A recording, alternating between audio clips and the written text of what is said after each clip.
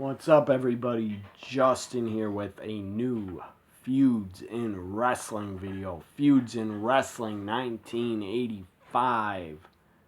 There were a lot of great feuds in 85 in WWF, NWA, AWA also, and Mid-South. I'm not really aware of what feuds were in Mid-South in 85, but I'm sure there were a lot. So up first, I want to check out the playlist Feuds in Wrestling 1983 and 84. This is 85. I want to go back and mention a matchup, a feud from 84. Really good feud that I forgot to mention. In this 1985 Feuds in Wrestling video, let's go back to 1984. Tito Santana, Greg the Hammer Valentine for the Intercontinental Championship. It was a damn good feud. Really good. Two Hall of Fame talents. Tito Santana was the better worker, in my opinion, but Greg Valentine was very good. The guy was a machine. The guy could wrestle like... The guy wouldn't get warmed up until the match was like 20, 30 minutes in. So, 1984, I want to mention Tito Santana, Greg Valentine. They had a great, really good feud for the Intercontinental title. Let me get this off the TV because I don't want a copyright from the NFL. And then they'd suspend this video. Got the Ravens-Patriots game on for anyone that cares to know.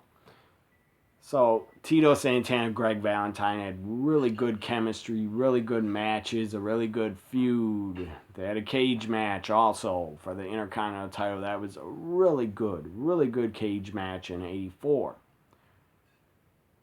So now let's go to 1985 feuds. I had to mention that 84 feud because it was so good. So, WWF, Mr. T, Hulk Hogan, Rowdy Piper, Paul Orndorff, Cowboy Bob Orton, the build-up to WrestleMania 1, the main event. Really good feud. All these guys did great. They cut really good promos about WrestleMania 1 and their tag matchup. And later in 84, Paul Orndorff would feud with Cowboy Bob and Rowdy Piper. And Paul Orndorff turned babyface. Another good feud in the WWF, Hulk Hogan, Big John Studd had some really good matches for the WWF Championship. Andre the Giant, Big John Studd. They had a really good feud in 85 going into WrestleMania 1, a $15,000 body slam match. And after WrestleMania 1, they still feuded. And Andre and Hogan worked together in tag matches against Studd and King Kong Bundy. So another good feud, Andre the Giant, Hulk Hogan against Big John Studd and King Kong Bundy. They were a part of the Heenan family. Another good feud in 85, Hulk Hogan, WWF again. Hulk Hogan, Don Morocco had a good feud over the WWF title. Hogan never lost it, but it was still a good feud. They had good matches. They had a really good cage match. That was bloody. I think Don Morocco was busted open, bled a lot. I think Hogan might have bladed and bled a lot too. Anyways, that was a cage match in MSG for the WWF title. It was really good. Hogan, Don Morocco. I don't know how many matches they had in 85, but Hogan, Don Morocco was a good feud. Now let's go to stay in the WWF. Paul Orndorff turned babyface on Tuesday Night Titans. Bobby Heenan was there. He was talking to Vince, the host. Vince was the host of Tuesday Night Titans. And what do you know? The guy that owns the company was the host of one of his shows. And he's also the lead announcer. And it was a good idea. I would have done the same thing if I was Vince. So it was his company. He could do whatever the hell he wanted. Maybe you didn't like Vince McMahon on commentary, but I enjoyed him, especially in the 80s. When he was younger, he's like in his 30s. I think he's the late 30s or in his 30s.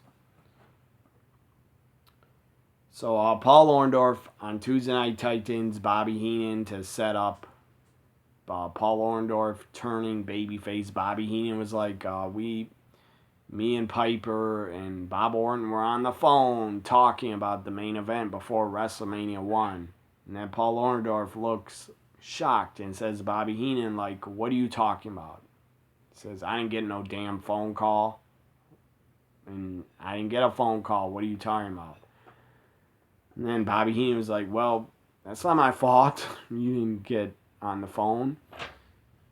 And then Paul Orndorff, anyways, goes off. Paul Orndorff goes absolutely off on Bobby Heenan, starts yelling at him like you're an awful manager, basically.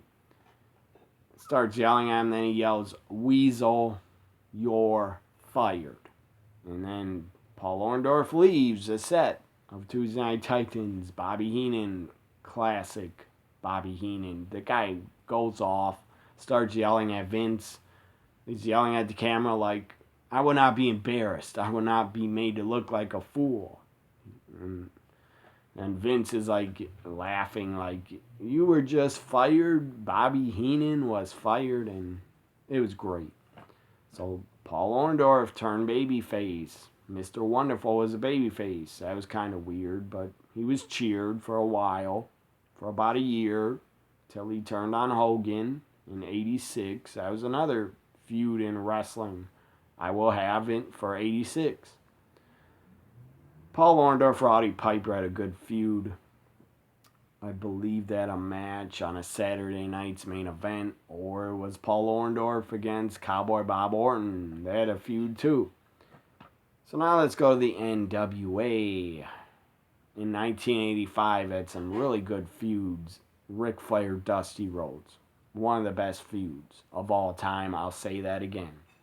They were the main event of Starrcade 85. Flair and Dusty had a great feud.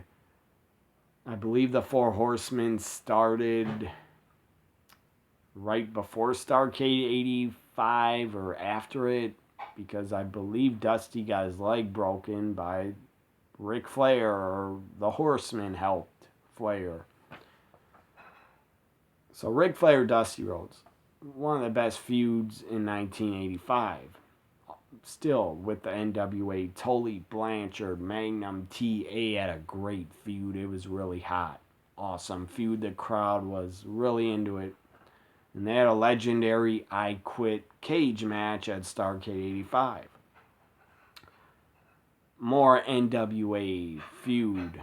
A feud from the NWA Rock and Roll Express against Nikita Koloff, Ivan Koloff, the Russians. That was a really good feud.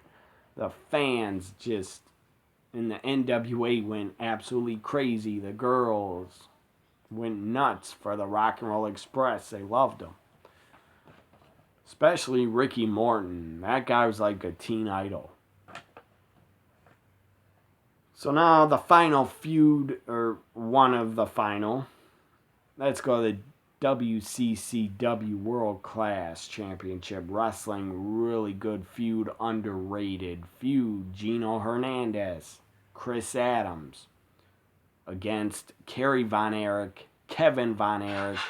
That was a really, really awesome feud in WCCW in '85. The crowds are on fire. The crowds and the fans hated Chris Adams, and Gino Hernandez had a ton of heat. A ton of heat. I think Chris Adams was a babyface before he got with Gino Hernandez, so the crowd was pissed. So anyways, after Gino and Chris Adams were a team. I believe they feuded in 85 or 86, one of those years.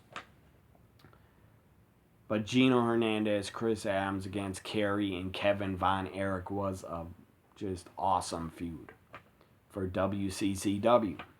Now let's go to the AWA and my final two feuds of 85. AWA, the Road Warriors, again, were feuding with the Fabulous Ones, and Rick Martel had a good feud and a couple good matches with Stan Hansen. Rick Martel, Stan Hansen had really good matches in the AWA for the AWA World Title. Hope you enjoyed Feuds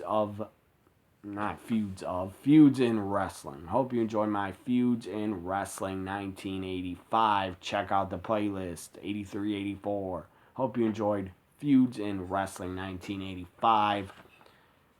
Also, this guy, the Macho Man, Randy Savage. Ooh, yeah. He debuted in the WWF at the end of 85, and that was awesome. But he was in a good feud. Maybe it's 85 in Memphis. He was in a good feud with Jerry Lawler, but that might have been 83 or 84. I don't know if it was 85. Could have been. But all I'm saying is in 85, at the end of 85, the Macho Man Randy Savage came to the WWF. Best decision for his career that he can make, in my opinion. The guy was good in Memphis with his father's promotion. I think it was called IWA. He was good in Memphis. And Jerry Lawler, or Jerry Jarrett, and Jerry Lawler's Memphis promotion. I believe Jerry Jarrett was the booker. Hope you enjoyed Feuds in Wrestling 1985. Tell me, if you're a longtime wrestling fan, if you were born after 85, but you know, and you watched a lot of 1985 on the network, so you know the feuds. What were some of your favorite feuds in wrestling from 1985? I gave you my list. Hope you enjoyed it. Bye for now.